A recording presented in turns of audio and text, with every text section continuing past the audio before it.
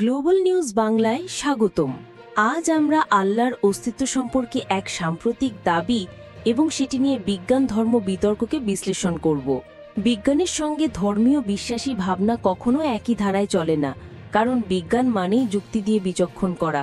কিন্তু আল্লাহর চিন্তা যখনই মাথায় আসে, তখন বিজ্ঞানীদের একটাই প্রশ্ন, যাকে চোখে দেখা যায় না তার মতো এক ভাবনাকে তারা কিভাবে বিশ্বাস করবেন?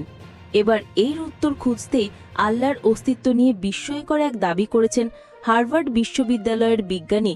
কি বললেন তিনি বিস্তারিত জানাচ্ছেন গ্লোবাল নিউজ বাংলার প্রতিনিধি। মহাবিশ্বের সৃষ্টি আর সৌন্দর্য দেখে মুগ্ধ হয়নি এমন মানুষ বোধহয় দুনিয়াতে নেই, কিন্তু এই সৃষ্টির নেপথ্যে স্রষ্টার অস্তিত্ব নিয়ে মতভেদ রয়েছে। বিজ্ঞানীদের মাঝে তারা সৃষ্টিকে স্বীকার করলেও সবসময় স্রষ্টাকে বিশ্বাস করেনি।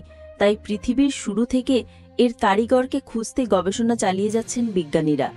যুগে যুগে এমন অনেক বিজ্ঞানী মহান রবের হেকমত পেয়েও তার সৃষ্টির প্রতি মগ্ন হয়ে স্রষ্টার অস্তিত্ব বিশ্বাস করেছেন, আবার অনেকে তা অস্বীকার করে হয়েছেন নাস্তিক।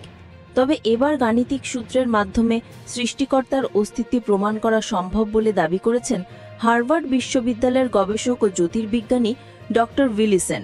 গ্লোবাল নিউজ বাংলার প্রতিনিধি TV1-এর প্রতিবেদনে এমন তথ্য জানানো হয়। ডক্টর সুনের এই তথ্য সূক্ষ্ম সামঞ্জস্যের ধারণার উপর ভিত্তি করে গঠিত। এই ধারণা অনুযায়ী পদার্থবিজ্ঞানের সুনির্দিষ্ট নিয়মগুলো এতটাই নিখুঁতভাবে জীবনের জন্য উপযোগী হয়ে গঠিত, তা নিছক দৈবক্রমে ঘটে যেতে পারে না। তার এই পদ্ধতিতে উন্নত গণিত ও সৃজনশীল যুক্তিবাদের সংমিশ্রণ রয়েছে, যা ইঙ্গিত দেয় যে ধর্ম আর বিজ্ঞান একে অপরের সঙ্গে ততটা সঙ্গত নেই যতটা প্রচলিতভাবে মনে করা হয়। ডক্টর সুনের মতে মৌলিক ধ্রুবকগুলোর সামান্যতম পরিবর্তন হলেও জীবন অসম্ভব হয়ে যেত। এই বিষয়টি মহাবিশ্বের অসাধারণ প্রকৃতিকে আরও স্পষ্টভাবে তুলে ধরে।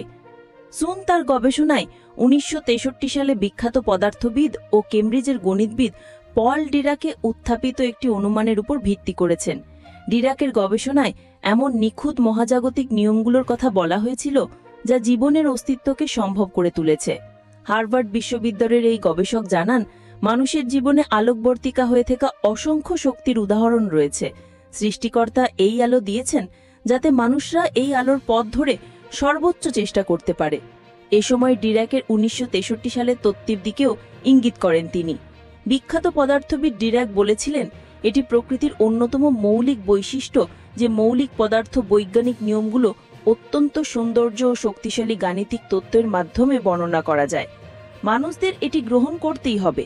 বিষয়টিকে এভাবে ব্যাখ্যা করা যেতে পারে, সৃষ্টিকর্তা অত্যন্ত উচ্চ স্তরের একজন গণিতবিদ এবং তিনি অতি উন্নত গাণিতিক সূত্র ব্যবহার করে মহাবিশ্ব সৃষ্টি করেছেন বলে জানান গ্লোবাল নিউজ বাংলার প্রতিনিধি। ভিডিওটি যদি ভালো লাগে লাইক এবং সাবস্ক্রাইব করতে ভুলবেন না। বেল আইকন অন করে রাখলে আমাদের নতুন ভিডিওগুলো আগে পেয়ে যাবেন।